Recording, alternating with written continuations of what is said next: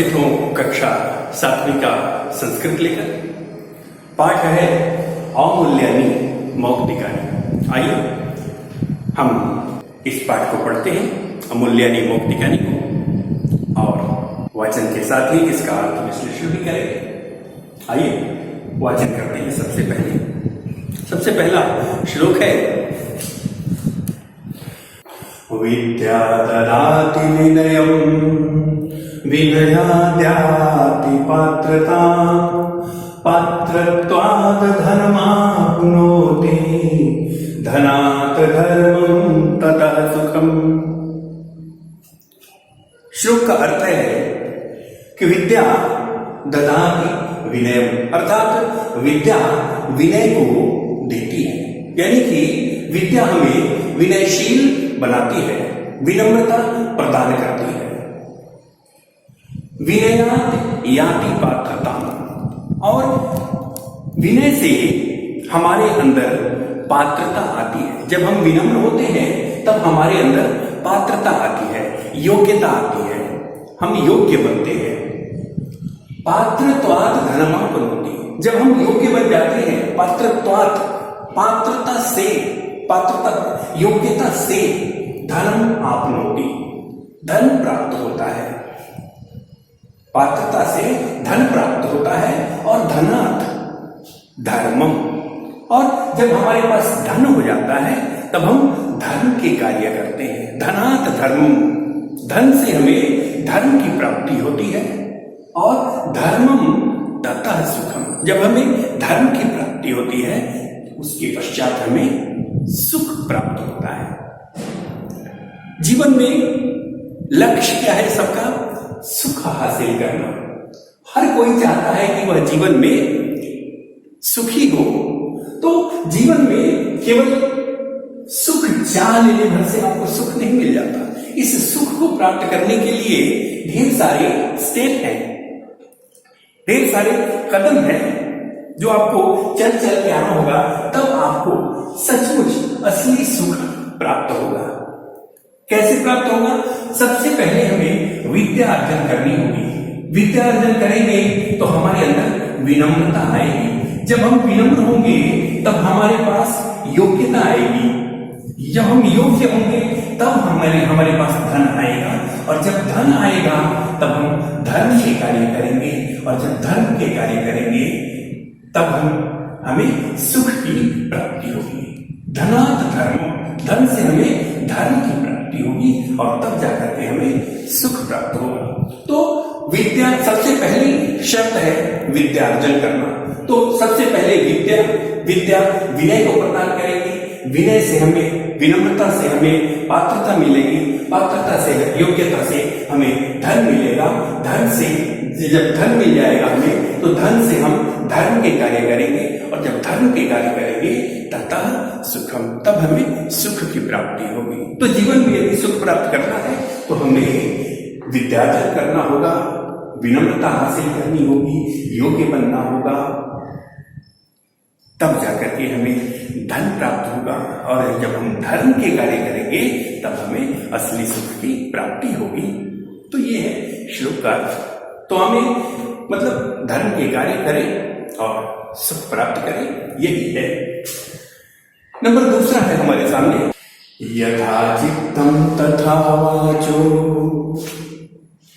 यथा चित्तम तथा वाचो, यथा वाचस्तथा क्रिया, चित्ते वाचि क्रियायां च साधुनां एकरूपता।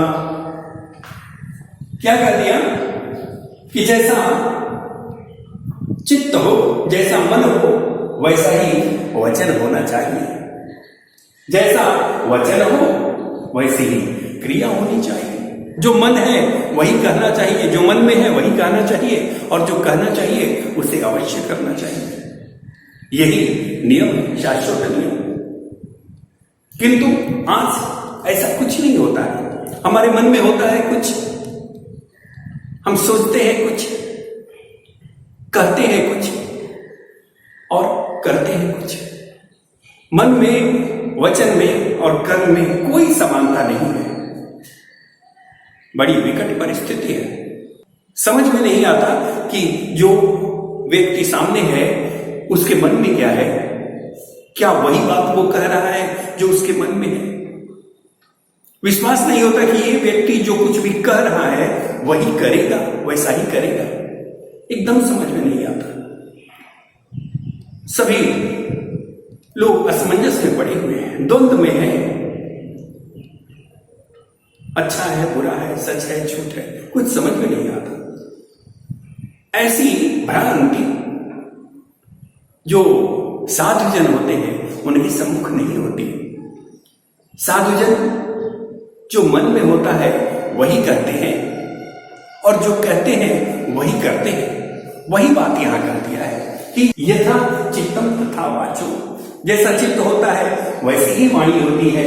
यथा वाचस तथा क्रिया, जैसी वाणी होती है वैसी ही क्रिया होती है। चित्ते वाची क्रियायाम च, मन वचन और कर्म तीनों में साधु नाम एक होता। साधुजन जो होते हैं उनके मन वचन और कर्म में एक रूपता होती है। जो मन में होता है वही कहते हैं और जो कहते हैं वही करते हैं। ये साधुजन, ये बड़े लोग, ये श्रेष्ठ लोग हैं। इनके मन वचन और कर्म में अंतर नहीं होता। लेकिन जो साधु नहीं है, हमारे समाज में देखिए, किसी के मन वचन और कर्म में समानता नहीं दिख रही, दिग्भ्रमित है। ऐसा नहीं करना है हमें वही कहना चाहिए जो हमारे मन में है और वही करना चाहिए जो हम कहते हैं। ध्यान रखें। आगे बढ़ते हैं। अगला श्लोक है हमारे सामने। नमन्ति फलिनो वृक्षा, नमन्ति फलिनो वृक्षा, नमन्ति गुणिनो जना, शुष्क वृक्षाश्च मूर्खाश्च न नमन्ति कदाचन। जो फलदार वृक्ष होते हैं वे, उनकी डालियां झुक जाती हैं, वे वृक्ष झुक जाते हैं। जिन वृक्षों में फल लगते हैं ना, वे फल के भार से झुक जाते हैं। नमन्ति गुणिनो जना, जो गुणवान लोग होते हैं, जो ज्ञानी लोग होते हैं, उनमें स्वतः ही, जैसे ही उनके अंदर ज्ञान आता है वैसे ही वे और झुक जाते हैं और विनम्र हो जाते हैं, विनयशील हो जाते हैं। जिस प्रकार वृक्षों में फल आने पर वृक्ष झुक जाते हैं, नम्र हो जाते हैं, ठीक उसी प्रकार विद्वान जन भी, विद्वजन भी, ज्ञानी भी, उनके अंदर जैसे ही ज्ञान का आगमन होता है वे विनम्र हो जाते हैं, उनके अंदर विनम्रता आ जाती है। शुष्क वृक्षाश्च मूर्खाश्च, लेकिन जो वृक्ष शुष्क होते हैं, सूखे हुए होते हैं, जो वृक्ष सूख गए हैं, जिनकी डालियां सूख गई हैं, पुष्प पत्र हीन हो गई हैं, जिनमें कोई जान नहीं है, जो बेजान हो चुकी हैं, वे डालियां कभी नहीं झुकती। वैसे सूखे वृक्ष कभी नहीं झुकते, वे टूट जाते हैं लेकिन झुकते नहीं। उन्हीं सूखे वृक्षों की तरह मूर्ख लोग भी होते हैं, ये भी कभी नहीं झुकते। इनके अंदर नम्रता, विनम्रता, विनयशीलता होती ही नहीं है। ज्ञानियों के पास, गुणीजनों के पास, जो ज्ञानी होते हैं, विद्वान होते हैं, बुद्धिमान होते हैं, जिनके अंदर ज्ञान है, विद्या है, बुद्धि है, वे विनम्र हो जाते हैं। सच्चे ज्ञान, सच्ची विद्या की यही विशेषता है कि जिसके अंदर होगी वो विनम्र होगा। ज्ञानी जन विनम्र होते हैं, मूर्ख जन कभी विनम्र नहीं होते।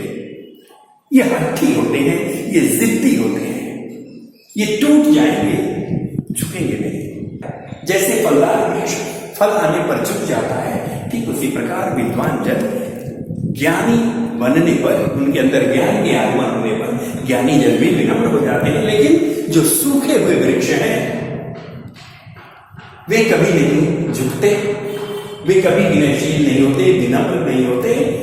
तो जैसे मूर्ख भी सूखे वृक्षों का ही अनुसरण करते हैं, विद्वान जन फलदार वृक्ष का अनुसरण करते हैं, मूर्ख जन जो है वे सूखे हुए वृक्ष का अनुसरण करते हैं। सूखा वृक्ष टूट जाएगा, झुकेगा नहीं, मूर्ख जन बर्बाद हो जाएंगे, लेकिन जिद पे ही अड़े रहेंगे। तो शुष्क वृक्षाश्च मूर्खाश्च न नमन्ति कदाचन, ये कभी भी नहीं झुकते, कभी भी विनम्र नहीं होते। तो मतलब क्या है, तात्पर्य क्या है पढ़ने का, कि हम ज्ञानी बने और ज्ञान प्राप्त करें, विद्वान बने, विद्या प्राप्त करें। और ज्ञान विद्या प्राप्त कर सबसे पहली शर्त यही है कि हम नम्र बने। विनम्रता के बिना ज्ञान का कोई महत्व नहीं है, हमें विनम्र अवश्य होना चाहिए। अगला श्लोक है हमारे सामने, प्रदोषे दीपकः चंद्रः, प्रदोषे दीपकः चंद्रः, प्रभाते दीपकः रविः, त्रैलोक्ये दीपकः धर्मः, सुपुत्रः कुलदीपकः। प्रदोषे दीपकः चंद्रः, प्रदोष काल में, संध्या वेला में, झटपुटा में, जैसे ही सूर्यास्त होता है, अंधेरे का आगमन होता है, वहां से प्रदोष काल से, प्रदोषे दीपकः चंद्रः, प्रदोष काल में, संध्या वेला में,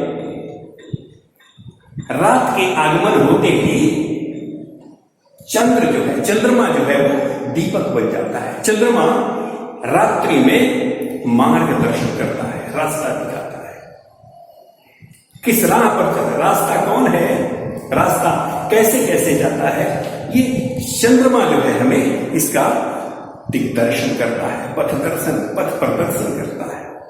तो प्रदोषे दीपकः चंद्र, प्रदोष काल में, संध्या वेला में, रात में चंद्रमा दीपक बन जाता है, दीपक का काम करता है। प्रभाते दीपकः रवि, जैसे ही अंधेरा छंटता है, चांद जाता है, सूर्य का आगमन होता है, और दिन में हमें सूर्य जो है वो हमारे लिए दीपक बन जाता है। प्रभात वेला में, प्रभात होते ही दीपकः रवि, सूर्योदय होने पर, प्रभात होने पर, सवेरा होने पर सूर्य जो है दीपक का काम करता है। दिन में सूर्य हमें रास्ता दिखाता है। त्रैलोक्ये दीपकः धर्म, तीनों लोगों में जो हमें मार्ग दिखाता है वह है हमारा धर्म। त्रैलोक्ये दीपकः धर्म, धर्म जो है वो तीनों लोगों में हमारा मार्ग प्रशस्त करता है, रास्ता दिखाता है, अच्छे राह पर, किस राह पर चलना है ये धर्म हमें बताता है। तो धर्म जो है वो तीनों लोगों में हमारे लिए दीपक का काम करता है। चंद्रमा हो, सूर्य हो, इनका दायरा सीमित है। चांद रात को ही रास्ता दिखा सकता है, सूर्य दिन में ही रास्ता दिखा सकता है, लेकिन धर्म तीनों लोक में, कोई भी समय हो, दिन हो या रात हो, तीनों लोक में धर्म जो है वो हमारे लिए पथ दर्शन करने वाला होता है। सुपुत्र कुल दीपक, और सुपुत्र जो होता है वो कुल का दीपक होता है, कुल को प्रकाशित करता है। सुपुत्र, पुत्र होना चाहिए, वो सुपुत्र होना चाहिए, क्योंकि सुपुत्र जो होगा वो पूरे कुल को उजियार से भर देगा, पूरे कुल में प्रकाश ही प्रकाश भर देगा। कुल का नाम रोशन कर दिया। कहते हैं ना कि कुल का नाम रोशन करना। तो जो सुपुत्र होता है वो खानदान का नाम बड़ा कर जाता है। उसकी देखा देखी, उसकी 1, 2, 3, 4 पीढ़ियां उसी के बताए मार्ग पर चलती है, उसी के दिखाए रास्ते पर बढ़ती है। तो सुपुत्र जो है वो कुल का दीपक हुआ करता है। सुपुत्र कुल दीपक। तो हमें सुपुत्र बनने की कोशिश करनी है, कुल का दीपक बनने की कोशिश करनी है।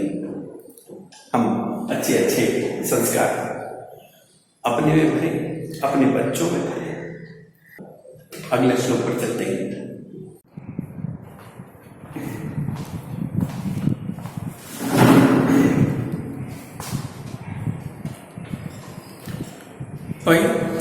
अगला श्लोक है नंबर 5वां। सर्वस्तरतु दुर्गाणि, सर्वस्तरतु दुर्गाणि, सर्वो भद्राणि पश्यतु, सर्वः कामान् वाप्नोतु, सर्वः सर्वत्र नन्दतु। सर्वस्तरतु दुर्गाणि, सभी कठिनाइयों को पार करें। सर्वस्तरतु, तर जाए, आगे बढ़े। सर्वस्तरतु दुर्गाणि, दुर्गाणि कठिनाइयों को, तो सभी कठिनाइयों को पार करें। सर्वो भद्राणि पश्यतु, सभी सबका कल्याण चाहिए। सर्व कामान वाप्नोतु, सभी अपनी अपनी कामनाओं को प्राप्त करें, सबकी कामनाएं पूर्ण हो। सर्व सर्वत्र नंदतु, सभी सब जगह पर प्रसन्न रहे। ये बस एक स्वस्थ कामना है, स्वस्थ की भावना है, कल्याण की भावना है। कहते हैं ना हम लोग, सर्वे भवन्तु सुखिनः, सर्वे सन्तु निरामयाः, सर्वे भद्राणि पश्यन्तु मां कश्चित् दुःखभाग् भवेत्। वही ध्वनि, वही बात है। सर्वस्तरतु दुर्गाणि, सभी सब प्रकार की कठिनाइयों को पार करें। सर्वो भद्राणि पश्यतु, सभी सबका कल्याण चाहे। सर्व कामान वाप्नोतु, सभी की कामनाएं पूर्ण हो, सभी अपनी अपनी कामनाओं को प्राप्त करें। सर्व सर्वत्र नंदतु, सभी सब जगह पर प्रसन्न रहे, सभी हमेशा प्रसन्न रहे। तो ये है एक कामना, हृदय की कामना, ऐसा ही हो। हमें भी इसी राह पर चलना चाहिए। मन में हमारे यही भाव होने चाहिए, तो कल्याणकारी होगा हमारे लिए भी, सबके लिए भी। आइए अगला श्लोक देखते हैं। 4 लाइनों में है। केयूराणि न भूषयन्ति पुरुषम्, केयूराणि न भूषयन्ति पुरुषम्, हारा न चन्द्रोज्ज्वलाः, न स्नानं न विलेपनं, न कुसुमं न अलङ्कृता मूर्धजा, वान्येका समलङ्करोति पुरुषं, या संस्कृता धार्यते, क्षीयन्ते खलु भूषणानि सततम्, अवाङ्गभूषणं भूषणम्। कह दिया कि केयूराणि न भूषयन्ति पुरुषं। केयूराणि बाला, बाजूबंद, घड़ी, कड़ा, जो भी कलाई में पहनते हैं। केयूराणि न भूषयन्ति पुरुषम, केयूराणि से, बाजूबंद से, बाला से किसी पुरुष की शोभा नहीं बढ़ती। हम एक बाला पहन ले तो इससे हमारी शोभा नहीं बढ़ जाएगी। हारा न चंद्रोज्ज्वला, और वो चंद्रमा के समान उज्जवल हार, कहते हैं चंद्रहार। तो चंद्रहार पहन लेने से भी, चंद्रमा के समान जगमगाता हुआ गले में हार पहन लेने से पुरुष की शोभा नहीं बढ़ जाएगी। न स्नान करने से, न पीलेपन, न लेप लगाने से, लेप अवलेह किसी प्रकार का मलहम, ऑइंटमेंट, क्रीम, कुछ भी किसी प्रकार का अवलेह लगाने से, अवलेह का लेपन करने से हमारी शोभा नहीं बढ़ती, किसी पुरुष की शोभा नहीं बढ़ती। न कुसुमम, न फूलों के सजाने से किसी की शोभा बढ़ती है।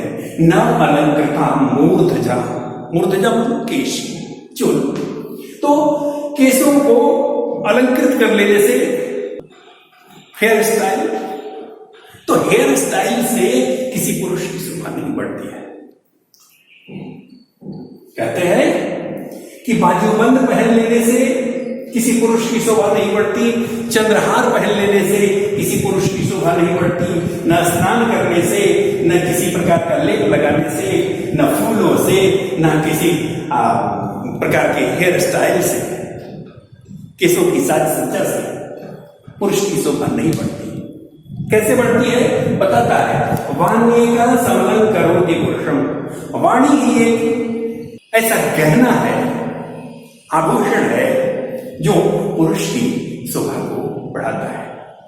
वाणी का समलन करोति पुरुषम, वाणी ही एक ऐसी है जो पुरुष की शोभा बढ़ाती है। या संस्कृत आधारित, और ऐसी वैसी वाणी नहीं, सुसंस्कृत वाणी जिसमें विनम्रता हो, संयम हो, धैर्य हो, सत्य हो, ऐसी वाणी।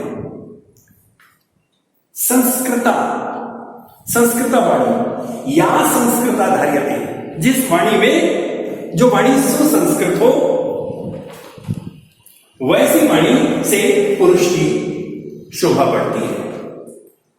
क्षीयन्ते खलु भूषणानि, ये जो गहने हैं ना, आभूषण है, वो कान का हो गया, नाक का हो गया, हाथ का हो गया, फिर पूरे शरीर के लिए अलग अलग गहने हैं। ये सारे गहने सोने चांदी हीरे जवाहरात से बने हुए गहने, क्षीयन्ते खलु भूषणानि, ये क्षीण होते हैं, इनका नाश हो जाता है, ये टूटते फूटते हैं। घड़ी पहनिए, पहनते रहिए, एक दिन आएगा कि इसकी चाबी ढीली होगी और ये चेन टूट जाएगा, एक दिन आएगा जरूर। तो ये जो भी आभूषण होते हैं, एक न एक दिन इनका नाश अवश्य होता है। क्षीयन्ते खलु भूषणानि, ये जो निश्चित रूप से जो गहने हैं उनका नाश होता है।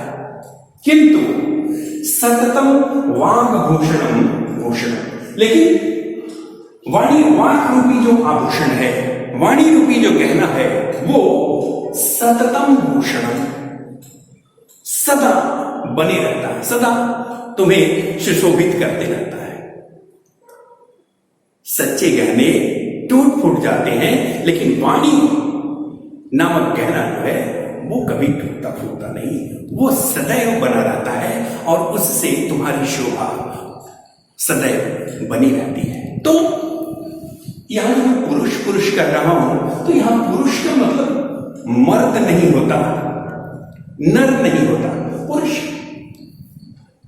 प्रथम पुरुष, मध्यम पुरुष, उत्तम पुरुष, उसमें सभी आते हैं, मैं भी, तुम भी, वो भी, सब।